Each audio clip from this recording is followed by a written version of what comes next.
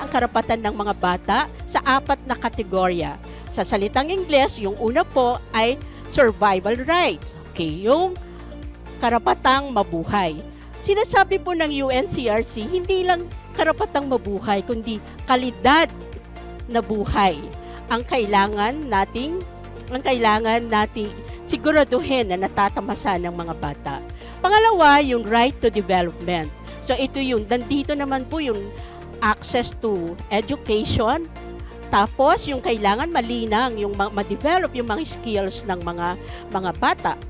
Tapos po yung pangatlo ay participation right. So yung pagpapahalaga ng mga bata ay makisangkot sa mga diskusyon na nakakaapekto sa kanila. At yung pang-apat ay yung protection right. Kailangan pangalagaan ang mga bata para against any abuses, no? Mapa-physical man yan, emotional, psychological, no?